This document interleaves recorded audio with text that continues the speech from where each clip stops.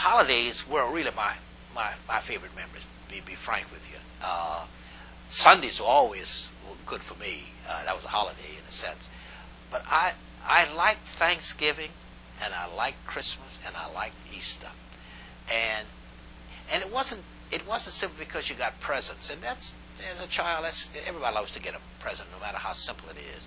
But there just seemed to be a good spirit in those holidays, and I always enjoyed that.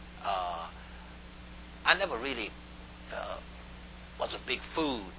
Unfortunately, I love desserts more than anything else. I still do. And I grew up where, in my family, my mother and then my sisters, even to this day, are just great dessert bakers. And so those holidays for me were to eat pumpkin pie and particular pumpkin pie and peanut butter sandwiches. I'm sorry, peanut butter cookies and the like, and chocolate cake. Still do. And we made our own ice cream. There again, you're poor, didn't have money to go buy ice cream. You made your own ice cream. So, I relished on Saturdays in particular turning the wheel to make the ice cream, and the salt that we put around to keep it cold and the like. But that's what those holidays were. And as I said, I grew up where we had our own garden. We also had our own chickens.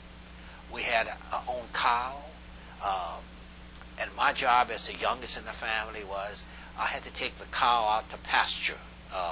We kept the cow in a little barn, but in order to bring him to eat, I'd have to take him out, and that would be at 6 o'clock in the morning. It would be cold in the wintertime, and he had a chain around his neck, and you'd pull. That cow was stubborn, and when he wouldn't, and my hands would get cold. I hated doing that, but I had to do it, and I did.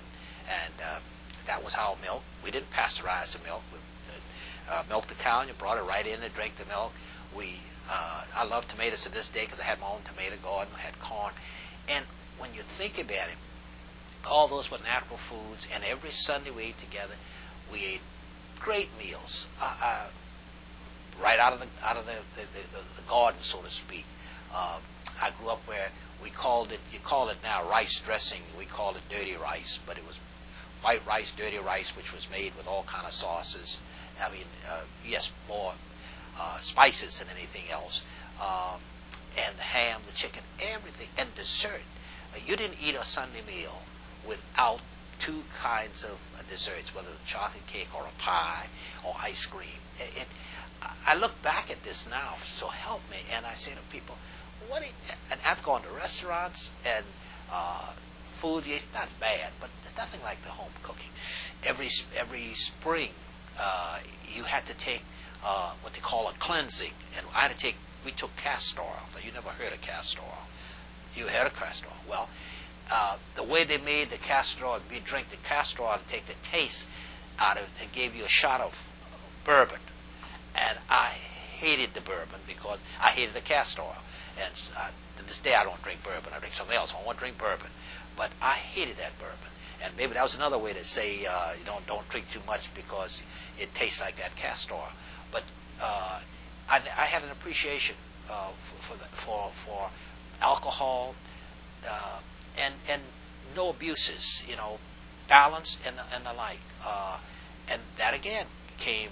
My father didn't drink hardly, and drank wine, not hard liquor.